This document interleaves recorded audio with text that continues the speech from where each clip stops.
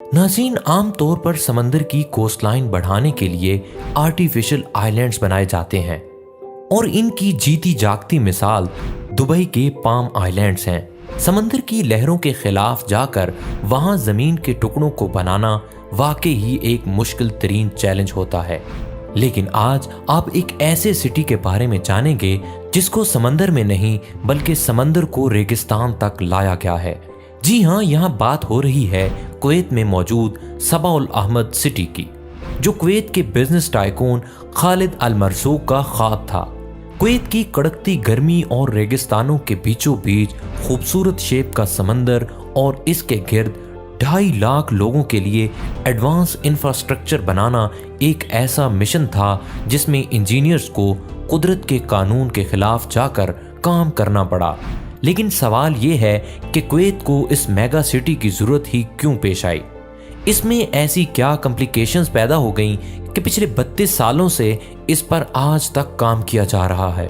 और सबसे बढ़कर ये कि इस सिटी को बनाने में इंजीनियर्स को किस हद तक जाना पड़ा।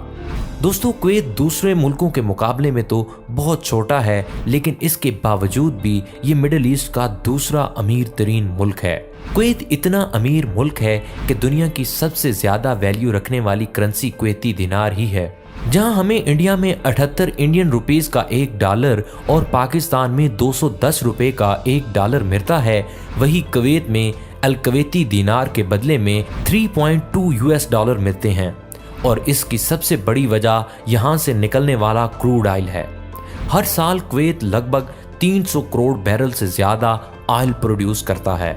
एक तो इतनी ज्यादा ऑयल प्रोडक्शन और फिर ऊपर से कुवैत की पॉपुलेशन भी सिर्फ 42 लाख ही है। यही वजह है कि यहाँ का हर एक शख्स जरूरत से ज्यादा अमीर है।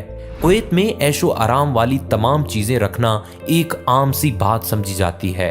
और ये सब कोई अभी से शुरू नहीं हुआ, बल्कि कुवैत की किस्मत 85 साल पहले बदली थी, जब यहाँ से पहली बार ऑयल निकलना शुरू हुआ था। 1980s में कुवैत के पास पैसा तो बहुत था, लेकिन अब उनके पास लग्जरी विलास बनाने के लिए जगह कम पड़ गई थी। कुवैत का तकरीबन सारा एरिया ही बंजर रेगिस्तान से भरा हुआ है। यहाँ पर बेसिक फैसिलिटीज ना होने की वजह से रहना काफी मुश्किल होता है। इसी वजह से सबकी कोशिश थी कि समंदर के किनारे अपना विला या फार्म हाउस बनाया जाए ताकि ठंडी हवा के मजे लिए जा सकें। बढ़ती हुई डिमांड को देखते हुए कुवैती बिजनेस टाइकून खालिद अल मरज़ूक ने एक ऐसी लग्जरी सिटी बनाने का ख्वाब देखा जिसका विला प्राइवेट बीच में बना हुआ होगा। लेकिन ऐसा सिर्फ तब मुमकिन होता जब कोई कोस्ट लाइन पर कोई खाली जगह होती। कुवैत सिटी पहले ही आधे से ज्यादा कोस्ट को कवर कर बैठी थी और बकाया बच जाने वाले कोस्ट पर कई प्रोजेक्ट्स पहले ही बन चुके थे। सऊदी अरब के बॉर्डर से सिर्फ 15 किलोमीटर पहले पर्शियन गल्फ एक नेचुरल क्रैक सिस्टम बना हुआ था। लहरों के प्रेशर से इन क्रैक्स में पानी काफी अंदर तक जाता था। ये देखकर खालिद अल मरज़ूक को आइडिया आया, क्यों ना इन नेचुरल क्रैक्स को इस्तेमाल करके यहाँ एक पूरी सिटी बनाई जाए, जिसमें इन क्रैक्स को एक्सीडेंट करके अपनी मर्जी की शेप दी जाए। ख्वाब तो उन्होंने देखा था, लेकिन इसको पूरा करना किसी हद तक मुश्किलात को बढ़ाने के बराबर था। ये किसी के वहमो गुमान में भी नहीं था कि नॉर्मली ऐसा हो सकता है कि नेचुरल कोस्ट लाइंस हवा और लहरों की प्रेशर से बनती हैं, और अगर कोस्ट लाइन को आल्टर या चेंज करने की कोशिश की जाए तो ये कुछ ही दिनों में वापस अपनी ओरिजिनल हालत में आ जाती है।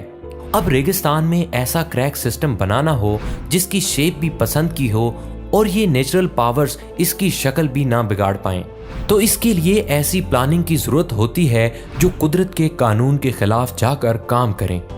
और यहाँ भी कुछ ऐसी ही प्लानिंग की जरूरत थी। 1986 में खालिद अल मरज़ूक के बेटे फवाज अल मरज़ूक ने एक ब्रिटिश इंजीनियरिंग कंपनी से कॉन्ट्रैक्ट किया, जिन्होंने दिन रात एक करके इस मेगा प्रोजेक्ट का डिजाइन बनाया। नेचुरली यहाँ सिर्फ 2 टाइटल क्रैक्स थीं, लेकिन 2 क्रैक्स मजीद बनाने का फैसला किया गया। कौन सी क्रैक कहां से निकलेगी, इस पर हवा और लहरों का कितना प्रेशर होगा, ये सारी कैलकुलेशंस करके जिन क्रैक्स पर पानी का ज्यादा प्रेशर था उनको स्प्लिट करके एक डिजाइन बनाया गया। लेकिन अभी मामला प्लानिंग फेज में ही था कि एक बहुत बड़ी मुसीबत आन खड़ी हुई। 1990 में इराक ने कुवैत पर हमला कर दिया। इराकी सिर्फ 2 दिन के अंदर अंदर पूरा कुवैत पर कब्जा करके बैठ गए। सी सिटी की कंस्ट्रक्शन तो बहुत दूर की बात थी, इस दौरान तो लोगों के चले चलाए बिजनेस भी ठप हो गए और लोकल्स अपने घरों में बंद रहने पर मजबूर हो गए। अमेरिकन्स ने कुवैत की मदद की और इराक के खिलाफ मुकाबला किया।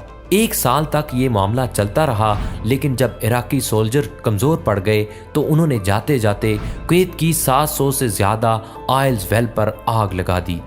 ना सिर्फ इतना, बल्कि इराकी फौज ने ऑयल वेल्स के आसपास अंडरग्राउंड माइंस इंस्टॉल कर दी ताकि कोई भी आग को बचाने की हिम्मत ना कर सके। ये आग इतनी खतरनाक थी कि अगले 10 महीनों तक ये नॉन स्टॉप चलती रही। आग लगने से कुवैत को रोजाना 60 लाख बैरल्स का नुकसान हुआ था, यानी टोटल 10 महीनों के 180 करोड़ बैरल्स का नुकसान। पूरी दुनिया में 15 दिनों तक जितना ऑयल इस्तेमाल किया जाता है, इतना ही ऑयल कुवैत में जला दिया गया था।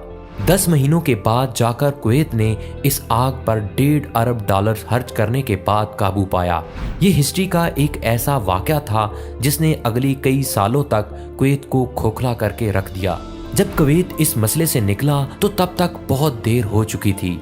एक और गल्फ कंट्री में ऐसे ऐसे प्रोजेक्ट्स जन्म ले चुके थे कि इनके सामने कुवैत सी सिटी का प्रोजेक्ट किसी खाते में नहीं था। जी हाँ, हम बात कर रहे हैं दुबई की। यहाँ दुनिया का सबसे महंगा 7 स्टार होटल बन चुका था और आर्टिफिशियल आइलैंड की कई प्रोजेक्ट्स भी स्टार्ट हो चुके थे और दुनिया की सबसे ऊंची बिल्डिंग बुर्ज खलीफा की कंस्ट्रक्शन भी स्टार्ट हो चुकी थी। दुबई ज़्यादातर इंटरनेशनल अट्रैक्शन पहले ही ले चुका था, लेकिन फिर भी कुवैत ने 2004 में सी सिटी कंस्ट्रक्शन का काम स्टार्ट कर दिया और फैसला किया गया कि एक एक करके फेज कंप्लीट किए जाएंगे। सबसे पहला काम था फेज 1 और 2 पे खुदाई करने का। इसलिए 40 bulldozer, 90 article Templars, 87 exporters dumpers और क्रेन्स मंगवाए गए। ये कोई आम खुदाई नहीं थी, क्योंकि रेगिस्तान के इस हिस्से में सिल्ट पाई जाती है। सिल्ट एक बहुत सॉफ्ट किस्म की सैंड होती है जिसके ऊपर कोई भी बिल्डिंग खड़ी नहीं हो सकती है। बिल्डिंग तो क्या, इस पर चलना भी मुश्किल होता है। लिहाजा पहले खुदाई करके ऊपर वाली लेयर से रेत अलग की गई और फिर नीचे से सिल्ट को बाहर निकाला गया। इसके बाद वहीं रेत डालकर जमीन का लेवल बढ़ाया गया ताकि आने वाले सालों में ग्लोबल वार्मिंग की वजह से समंदर का लेवल बढ़ जाए तो इससे साहिल पर बनने वाले विलास पर कोई असर ना हो। इस प्रोजेक्ट में सिल्ट और रेत की खुदाई बहुत मैसिव लेवल पर की गई थी। कई महीनों तक 24 घंटे वर्कर्स की एक आर्मी इस काम पर लगी रही। प्रोजेक्ट के एस्टीमेट के मुताबिक सी सिटी फेज 1, 2 और 3 में से total 27 million cubic metre sand निकाली गई। ये इतनी ज्यादा रेत थी कि इससे अहमदाबाद में वाक़ई दुनिया का सबसे बड़ा क्रिकेट स्टेडियम 20 मरतबा भरा जा सकता है। रेत से लेवल तो इंक्रीज हो गया था, लेकिन इसको अब कंप्रेस करने का वक्त आ चुका था, क्योंकि ये रेत फिलहाल बहुत लूज थी और किसी भी बिल्डिंग की फाउंडेशन को बर्दाश्त नहीं कर पाएगी। कंप्रेशन के लिए क्रेन से 15,000 केजी का वेट जमीन पर गिराया जाता। जिस जगह पर लोड गिरता वहां एक बहुत बड़ा खड्डा बन जाता था। एक दिन में 1200 मरतबा 15 टन का ये वजन जब जमीन पर गिराया जाता तो कुछ ऐसा मंजर देखने को मिलता था। बाकी सब चीजें तो अपनी जगह, लेकिन एक मसला ऐसा था जिसका डर अंदर ही अंदर सबको खाए जा रहा था। इन आर्टिफिशियल क्रैक्स में जब समंदर का पानी डाला जाएगा तो क्या ये पानी नेचुरल तौर पर फ्लो करेगा भी कि नहीं। अगर पानी वक्त पर चेंज ना हुआ तो इसमें फंगस पैदा हो जाएगा और बदबूदार पानी इस प्रोजेक्ट को बुरी तरह से फेल भी कर सकता है। इससे निपटने के लिए टाइडल गेट्स इंस्टॉल करने का फैसला किया गया था। टाइडल गेट ऐसा मैकेनिकल गेट होता है जो सिर्फ एक तरफ से आने वाले पानी के प्रेशर पर खुद ब खुद खुल जाता है। जब समंदर से आने वाली वेव्स बंद या कम हो जाएंगी तो ये गेट अपने आप वापस बंद